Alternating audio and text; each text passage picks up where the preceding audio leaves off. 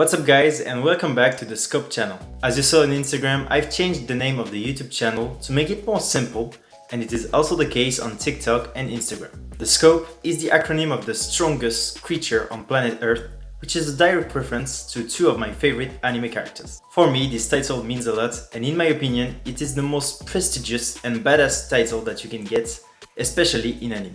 Now for today's video, we are going to do a little break in the Scope analysis series. As you know, I'm a big fan of MMA, and for me, the best anime to showcase all the different martial arts is definitely Baki.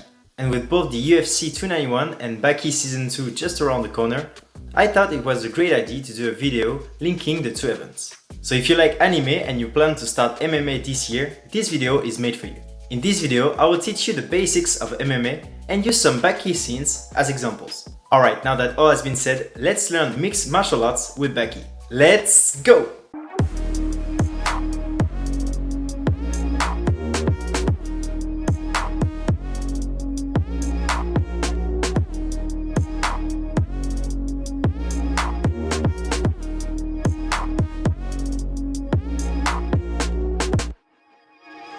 So mixed martial arts, also called MMA, is a combination of various martial arts combined in just one discipline.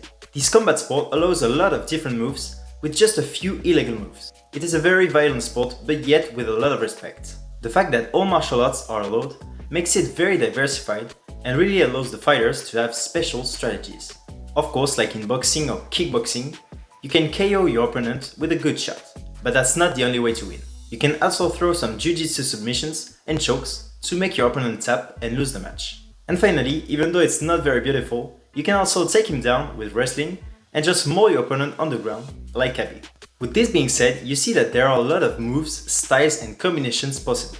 But how can you be a complete fighter in MMA? What do you need to learn to become better? Well, don't worry, I'm gonna explain to you the three basic dimensions of MMA, and to illustrate these dimensions, I will use some Baki scenes. First, striking. The striking part of MMA is a key part since all the round start with the two fighters on their feet. If you can make the difference with a perfect striking and a good takedown defense, you have a lot of opportunities to deal damage. In MMA, the striking is composed of boxing, kickboxing and Muay Thai techniques. But before striking, it is very important to learn the footwork and to know the distance for a punch, an elbow, a kick or a knee. In addition to that, in order to be good in the long term, you need to learn how to evade blows as well as how to receive blows without flinching. These basics can be learned in boxing, kickboxing or Muay Thai. Then for each discipline, you have of course different striking techniques and combinations. In order to be good at striking, you can either start with a combat sport like kickboxing in order to be familiar with being hit, or directly start with a total combination, which is MMA. One scene from Baki that really showcases the striking basics is the fight between Baki and Shunsei during the Right Eye tournament. First, Baki evaluates the distance and then evades Shunsei's blow by dodging on the right side. Then he uses a short right hand on the chin, which is known in boxing to cause concussion in the brain. After that, he lands a perfect uppercut right on the jaw to cause even more damage. And finally, he uses the momentum of his body to unleash a roundhouse kick to the head, which is a very powerful Muay Thai and kickboxing technique. This scene is a perfect example of a great striking combination that you could do in MMA. To conclude on this first dimension, I like to say that striking is much more complex and more technical than it seems, and can often lead to KOs or TKOs if you master it like Baki. Oh, and one last important detail, in MMA, striking is not only used on the feet, but can also be used when you drag your opponent to the ground, and this technique is called ground and pound. Talking about dragging your opponent to the ground, let's move on to the second dimension. Second, clinch.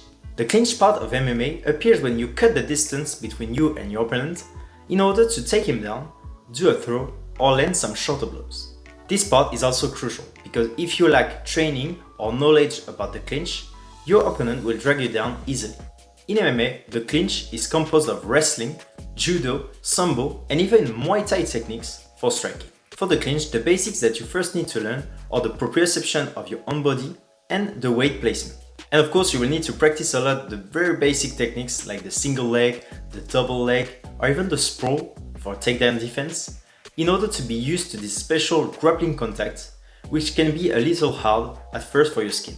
You can learn these basics by practicing judo, wrestling, sambo, with each sport having specific rules and techniques. Again, you can start with a wrestling type sport and then move on to striking, or directly start MMA.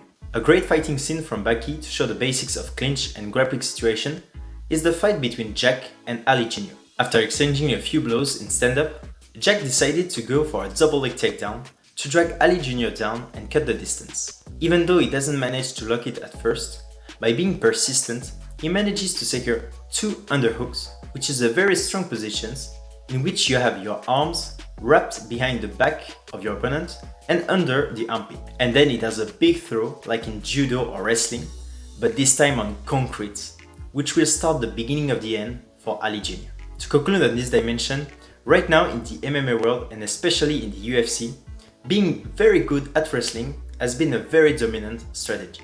Just like Jack, a lot of famous UFC champions are known for easily dragging their opponent down in clinch situations and then finishing the fight with ground and pound or submissions. And talking about submissions, let's move on to the third dimension. Third, the ground. The ground part of MMA appears just after the clinch part when you manage to drag your opponent to the ground in order to do a submission or some ground and pound.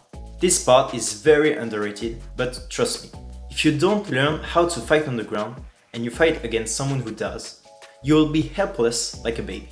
In MMA, the ground part is mostly composed of wrestling and jiu-jitsu techniques for submissions. In order to have a good ground game, you will first need to learn how to take someone down, like for the clinch part. Then you will need to learn the different submissions and especially learn how to progress in position and pass the guard, which are the different steps to setting a submission. The ground basics can mostly be learned in Brazilian Jiu-Jitsu, but also in wrestling and judo, with each sport having its own rules regarding how you maintain your opponent to the ground. And again, you can either start with a solid ground game and then learn how to strike, or directly start with a sport that has both striking and submissions like MMA. Even though there are not a lot of grappling scenes on the ground in Baki, there are 2 scenes that perfectly shows 2 of the most used jiu-jitsu submissions in MMA. The first one is the fight between Retsu and Jaku Kaiho. During this fight, Jaku throws Retsu to the ground with what looks like a judo technique and then moves in position right into an armbar and manages to dislocate Retsu's elbow. And the second one can be seen in the fight between Baki and Ali Jr. when after a series of blows, Baki positioned himself in the back of his opponent in order to apply a rear naked choke that made him lose consciousness and he could have been killed if his father didn't intervene. To conclude on this third and last dimension, in MMA, knowing the different submissions and how to progress from one position to another is a key element that will give you an edge on the ground. Just like Jaku or Baki, some MMA fighters were able to submit bigger fighters with this kind of technique, which really shows how important they are in MMA. So that's it for the video, guys. I hope you really liked it. As always, I really like to link some anime fight scenes with some real fighting techniques. So let me know in the comment section down below if you liked this video, and if you did, I will definitely do more of them. So guys, have a very nice day, keep working hard, and I see you soon in the next video. Peace out!